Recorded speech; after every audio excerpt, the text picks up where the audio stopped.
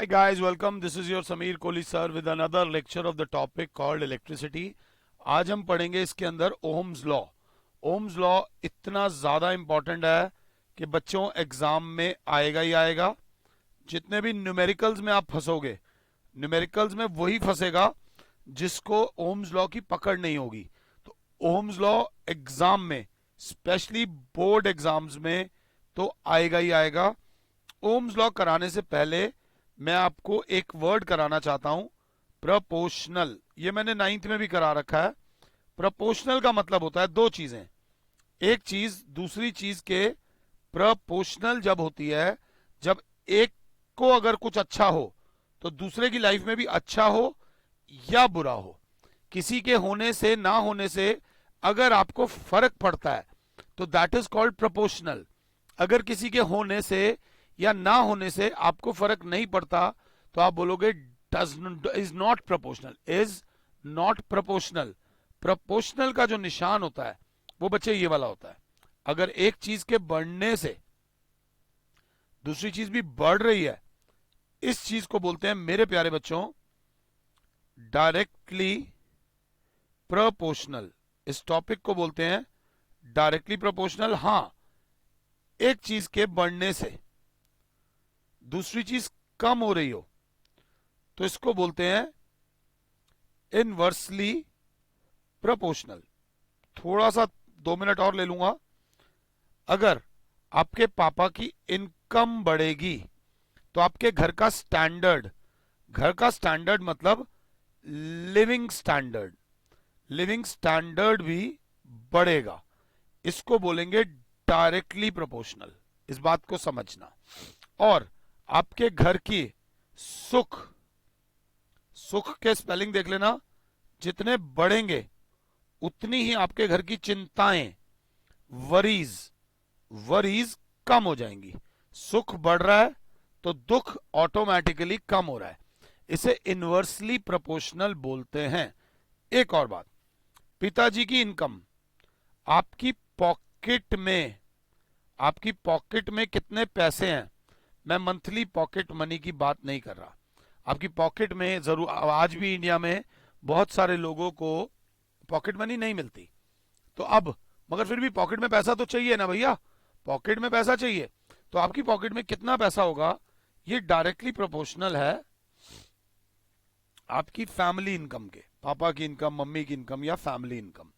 अब सपोज करो अगर आपके पापा फैमिली इनकम 1 लाख रुपए है तो आपकी जेब में तब ज्यादा पैसा होगा. या अगर आपकी फैमिली की इनकम 2 लाख रुपए है तो ज्यादा पैसा होगा.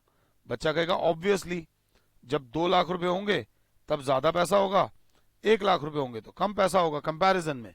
बट जितनी इनकम बढ़ेगी उतना हमारी जेब में पैसा होगा. बट क्या मैं ऐसा लिख सकता हूं कि आपकी pocket money is equals to 1 lakh रुपए.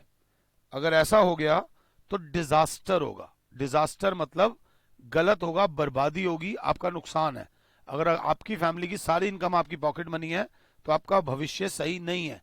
Means you are going in the wrong direction. Family income का कुछ हिस्सा, घर वालों ने कहा 1000वां हिस्सा तुम्हें मिलेगा. 1000वां. समझना, प्रोपोर्शनल का निशान हटा, इक्वल का निशान आया. मगर इक्वल के निशान के साथ यहां पर 1/1000.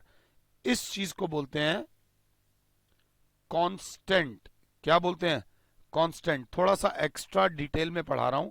अब तुम्हें पता है 1000 3 जीरो से 3 जीरो गए तो तुम्हारी पॉकेट मनी हो गई 100 रुपए.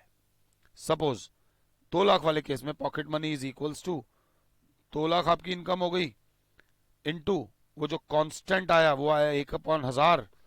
तो ये 1000 से 1000 3 जीरो कट गए, आपकी पॉकेट मनी 200 हो गई. मुंह बनाने की जरूरत नहीं है कि सिर्फ 100 रुपए पॉकेट मनी मिल रही है, 200 रुपए पॉकेट मनी मिल रही है. पॉकेट मनी मिले ही क्यों? खाने को रोटी मिल रही है, पढ़ाई मिल रही है, अच्छा स्कूल मिल रहा है, कपड़े मिल रहे हैं और इस प्रकार की वीडियो देख पा रहे हो. और क्या चाहिए? पैसे खुद कमा लेना. एक बार पैसा कहीं से ऐसे मिलने लग जाए ना तो फिर खुद कमाना बंद हो जाता है. तो सिंपल बात, मेरा moral of the story is this, कहानी की उसमें यह है कि if A is proportional to B then A is not equals to B. ये मत लिख देना A will be equals to K times B।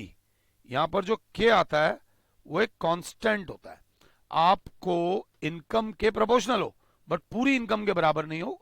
कुछ केसेस में ऐसा होता है कि दो चीजें एग्जैक्टली बराबर आ जाती हैं, वहां पर कांस्टेंट आ जाता है 1, मगर बाकी चीजों में कांस्टेंट की वैल्यू अलग अलग हो सकती है।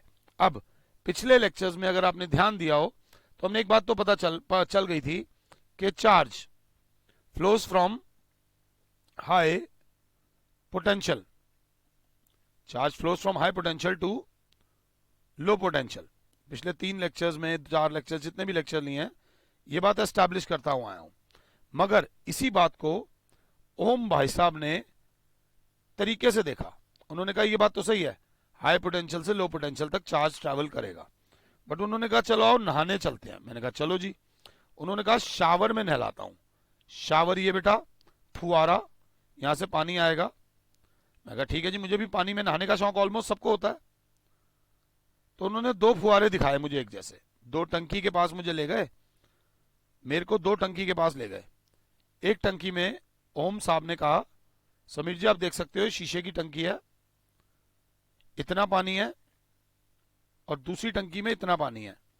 मैंने कहा अब ओम साहब अगर मुझे लेकर गए हैं तो सिर्फ नहलाने तो नहीं लेके गए होंगे, मुझे कुछ समझाने भी लेकर गए होंगे। तो उन्होंने मुझसे पूछा कि समीर जी आप कौन से वाले शावर में नहाना पसंद करेंगे। तो मैंने देखा यहां पर लेवल कम है, पानी का प्रेशर कम आएगा। यहां पर पानी का लेवल, प्रेशर लेवल जो वो है लेवल वो ज्यादा है। मैंने कहा क्योंकि D1 is less than D2। पहले वाली टंकी में पानी का लेवल कम है, दूसरी वाली टंकी में पानी का लेवल ज्यादा है। तो पहली वाली टंकी में जो पानी का फ्लो होगा वो कम होगा दूसरी वाली टंकी से। बात समझ आ रही है कि नहीं आ रही है? तो सर जी मैं तो इस टंकी में नहाऊंगा, मैं इस टंकी में नहीं नहाऊंगा। पानी दोनों में आएगा, कब तक आएगा? जब तक टंकी खाली ना हो जाए। चार्ज तब तक फ्लो करेगा जब तक एक बॉडी हायर पोटेंशियल पे है और दूसरी लोअर पे है। जब दोनों का पोटेंशियल बराबर हो जाता है तब चार्ज फ्लो करना बंद कर देता है। Charge always flows from a body at higher potential to a body at lower potential, मगर जितना पोटेंशियल ज्यादा होगा उतना ही चार्ज का फ्लो भी ज्यादा होगा। मींस मैथ्स की भाषा में एक बॉडी 40 वोल्ट पर है, एक बॉडी 3 वोल्ट पर है, एक बॉडी 100 वोल्ट पर है, दूसरी बॉडी 3 वोल्ट पर है। तो बच्चा बोलेगा यहां पर पोटेंशियल डिफरेंस है 37 वोल्ट्स का, यहां पर पोटेंशियल डिफरेंस है 97 वोल्ट्स का। तो यहां पर flow of charge will be faster. Flow of charge और फास्टर वर्ड बोल दिया मींस यहां बात हो रही है करंट की। चार्ज अपॉन टाइम को करंट बोलते हैं। तो ओम्स लॉ ने अब आ जाते हैं ऑफिशियली ओम्स लॉ के ऊपर आ जाते हैं। ऑफिशियली ओम्स लॉ बोलता है दैट एट कांस्टेंट टेम्परेचर, ये भी एक बात है जो आप 11th में पढ़ोगे। अगर कोई एक्सपेरिमेंट 20 डिग्री पे कोई रिजल्ट दे रहा है तो 25 डिग्री पे उसका रिजल्ट कुछ और आएगा, थोड़ा अलग आएगा। रोटी सब्जी सब है, सब्जी में 1 चम्मच नमक डालोगे स्वाद आएगा, उतनी ही सब्जी में अगर 2 चम्मच नमक डाल दोगे तो स्वाद फर्क करेगा, शायद वो कड़वी ना हो जाए। तो ये बड़ी इंपॉर्टेंट चीज है, ध्यान से देख लेना। At constant temperature the magnitude of current is directly proportional to potential difference maintained across two ends of conductor. भाषा को आराम से समझ लेना, या फिर दूसरी बात भी करनी हो तो इसको और भी लिख सकते हैं हम, कैसे? और the magnitude of potential difference is directly proportional to magnitude of current flowing across two ends of conductor. अब तक इज्जत विज्जत सब समझा चुका हूं मैं आपको। पोटेंशियल डिफरेंस बहुत इंपॉर्टेंट चीज है। हमारे जितने भी अप्लायंसेज हैं वो कहते हैं कि डिफरेंस 220 वोल्ट का होना चाहिए। 210 पे भी बेचारे गुजारा कर लेते हैं, 200 तक भी झेल लेते हैं, मगर अगर इससे कम पोटेंशियल होता है तो अप्लायंस जलना बंद कर देते हैं। ट्यूबलाइट ब्लिंक करने लग जाती है, चलने नहीं लगती, कम हो जाती है, लाइट की इंटेंसिटी कम हो जाती है, अप्लायंसेस लो और डाउन हो जाते हैं। लो पोटेंशियल पे इलेक्ट्रिकल अप्लायंसेस काम नहीं करते। आपके पापा की वैल्यू मार्केट वैल्यू है 5 लाख रुपए, अगर उन्हें कोई 2 लाख रुपए की सैलरी देगा तो शायद वो ना जाएं, क्योंकि वो जानते हैं उनकी पोटेंशियल 5 लाख है, तो 2 लाख पे वो नहीं जाएंगे और वो अपनी एक मिनिमम पोटेंशियल बना लेंगे कि इतने पैसे तो मैं लूंगा ही। तो इस चीज को ध्यान से देखना, ये बहुत इंपॉर्टेंट है मेरे बच्चों, अगर आप लोग साथ हो तो। The magnitude of potential difference, the magnitude of potential difference, ध्यान से, मतलब V is directly proportional to I। जितना पोटेंशियल डिफरेंस ज्यादा होगा उतना ही करंट का मैग्नीट्यूड भी ज्यादा होगा। मेरे प्यारे बच्चों, यहां पर आ गया इक्वालिटी का निशान और यहां पर एक कांस्टेंट आता है, बट ये कांस्टेंट नहीं है, एक प्रॉपर्टी है। इसको फिलहाल मैं ये बोल रहा हूं कांस्टेंट का काम कर रहा है, बट ये कांस्टेंट नहीं है। इसको बोलते हैं रेजिस्टेंस। रेजिस्टेंस मतलब जो रोड पर, सड़क पर जो चलने से रोकती है उसे फ्रिक्शन बोलते हैं, और कंडक्टर को, करंट को, कंडक्टर बोल दूं या करंट को जो रोकती है वो रेजिस्टेंस होती है। अगर अभी बताता हूं तो V is equals to I R. सबसे पहले तो ओम्स लॉ लिख लो मेरे यार, ये बहुत इंपॉर्टेंट है। सबसे पहले ओम्स लॉ, सबसे पहले लिख लो V is equals to I R, आराम से कॉपी कर लो। और मैं कहूंगा जो ये वाली लाइन है इसको 2 बार लिख लो कि पोटेंशियल डिफरेंस जितना ज्यादा होगा उतना ही करंट सबसे ज्यादा होगा। हम लोग, कई लोगों की आदत होती है पढ़ लिख कर अगर वो काबिल बन जाते हैं तो वो बाहर की कंट्रीज में जाना पसंद करते हैं। अब बाहर की कंट्रीज में इंडियन रुपी ये है, अगर डॉलर की वैल्यू, जब ये वीडियो रिकॉर्ड हो रही है, approximately $1 is equal to 72 rupees के बराबर है। तो हम उस कंट्री में जाना पसंद करते हैं जहां पर हमारे रुपए की वैल्यू वीक हो, क्योंकि वहां पर अगर $1 मिलेगा तो इंडिया में वो 72 गुना है। ये बात समझना, ये सोच है लोगों की। हम हमेशा ऐसी कंट्री में जाकर जॉब करना चाहते हैं जहां पोटेंशियल ज्यादा हो, जहां की करेंसी की वैल्यू ज्यादा हो। कभी आपने बहुत कम सुना होगा, बहुत कम होता है ऐसा, मैंने सुना है बट बहुत कम सुना है, कि हम किसी ऐसी कंट्री में जाके काम करते हैं जहां की करेंसी की वैल्यू हमसे कम हो। जितनी करेंसी की वैल्यू ज्यादा होगी उतनी हमारी इनकम मल्टीप्लाई हो जाएगी, उतने गुना ना हो बट काफी गुना मल्टीप्लाई हो जाएगी। तो ये बात समझना, V is directly proportional to R, V is equals to I R, बिल्कुल मोहब्बत से, प्यार से। रेजिस्टेंस एक प्रॉपर्टी है जो भी बताता हूं, R बराबर हो जाएगा V अपॉन आई, या इधर मल्टीप्लाई हो रहा है उधर जाके डिवाइड हो जाएगा। V की यूनिट्स होती हैं वोल्ट, अगर याद हो तो V की यूनिट होती है वोल्ट, करंट की यूनिट होती है, बोलो बोलो बोलो, मेरे दिल से बोलोगे तो आवाज मेरे तक आएगी, एम्पियर। तो वोल्ट अपॉन एम्पियर के लिए एक यूनिट होती है जिसको बोलते हैं ओहम।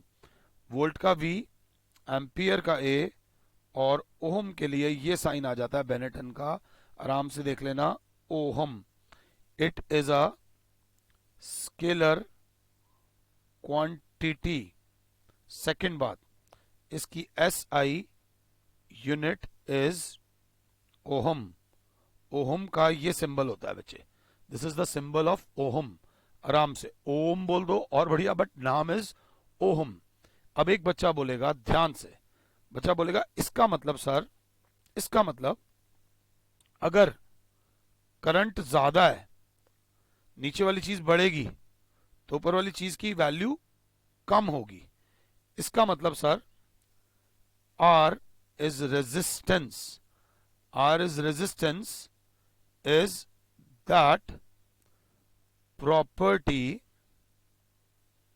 of a substance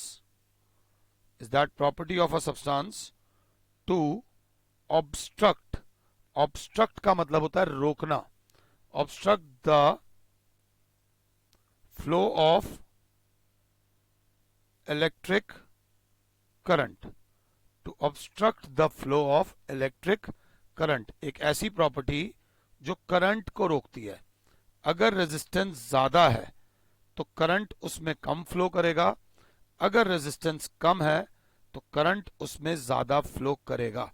किसी को दिक्कत हो तो बात कर सकता है। रेजिस्टेंस वो चीज है जिससे हम करंट के फ्लो को रोक सकते हैं, अगर आप लोग साथ हो तो। बच्चा बोलेगा sir V is equals to I R, R is equals to V upon I, अगर साथ हो तो। अगर V 1 वोल्ट लें, करंट 1 एम्पियर लें, तो जो रेजिस्टेंस आएगी वो आएगी 1 ओम। ये डेफिनेशन बहुत इंपॉर्टेंट है। डिफाइन 1 ओम, तो हम बोलेंगे 1 ohm is the resistance offered by a conductor या सब्सटेंस, कुछ भी लिख सकते हो, कंडक्टर maintained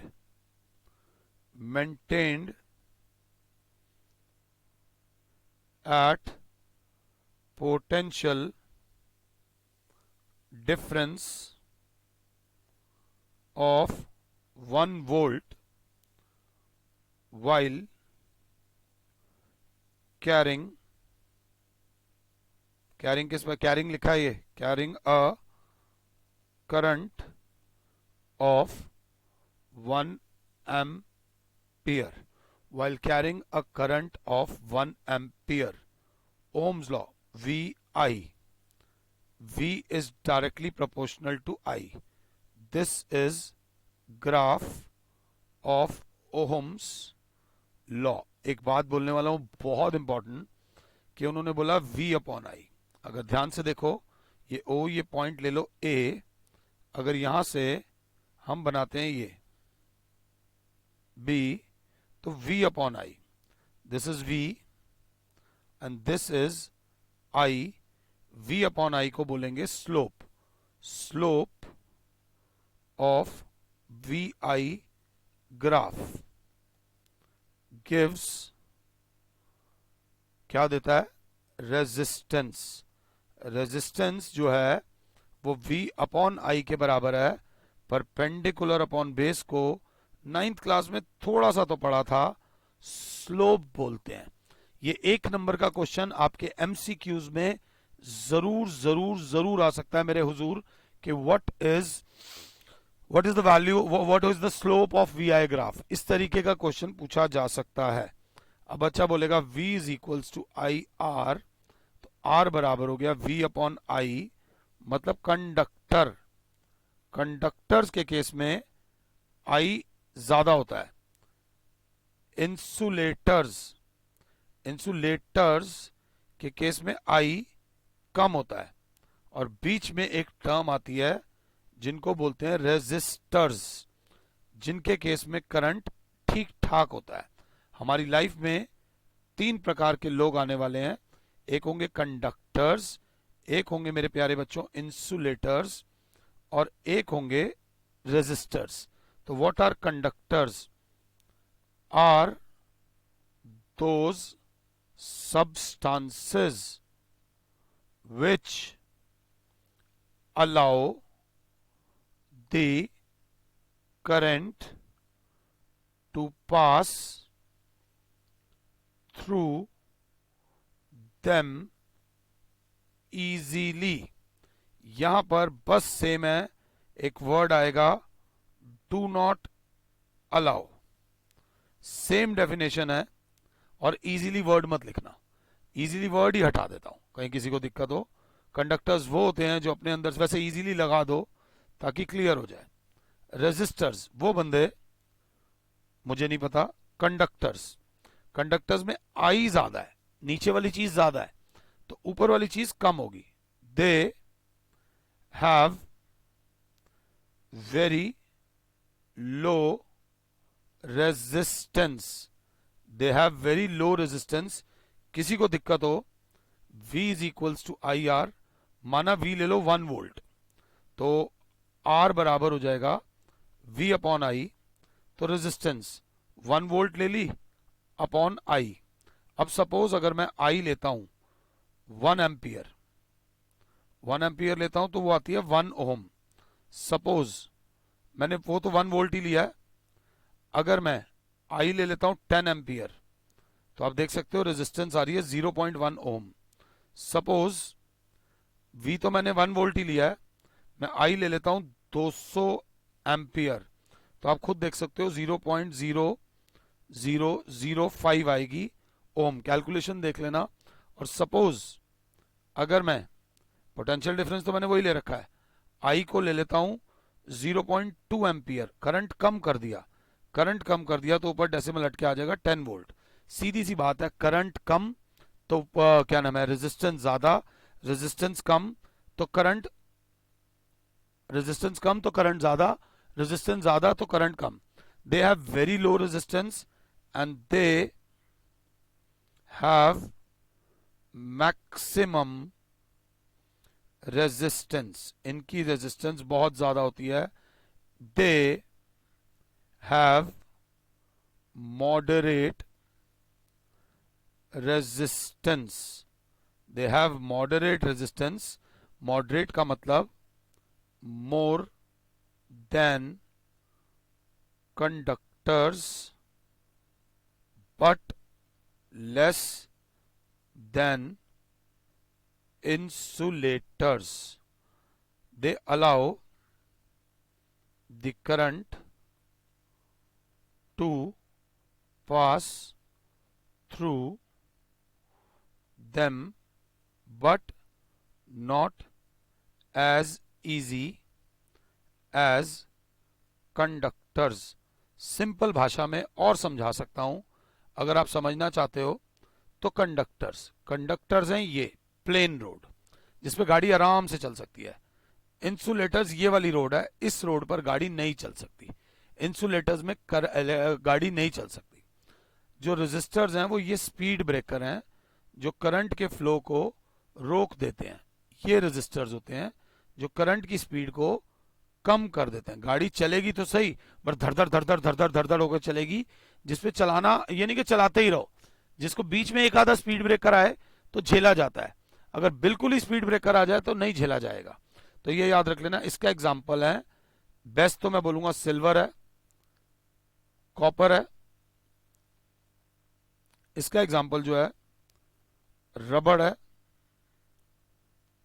वुड है, अगर क्लास 7 है तो अगली बात देखेंगे। इसका एग्जांपल है नाइक्रोम। एक्चुअली में मटेरियल बनाया जाता है 2-3 चीजों को मिक्स करके। तो मैंने इस लेक्चर में आपको ओम्स लॉ बता दिया है, कंडक्टर्स बता दिए, रेजिस्टर्स बता दिए। ये पहली स्लाइड, ये दूसरी स्लाइड मेरे प्यारे बच्चों, ये तीसरी स्लाइड, ये चौथी स्लाइड, ये पांचवी स्लाइड, ये छठी स्लाइड, ये सातवीं स्लाइड, ये आठवीं स्लाइड, ये 9वीं स्लाइड, ये 10वीं स्लाइड, ये 11वीं स्लाइड और ये 12वीं स्लाइड। आई होप कि मैं आपको ओम्स लॉ समझा पाया हूं।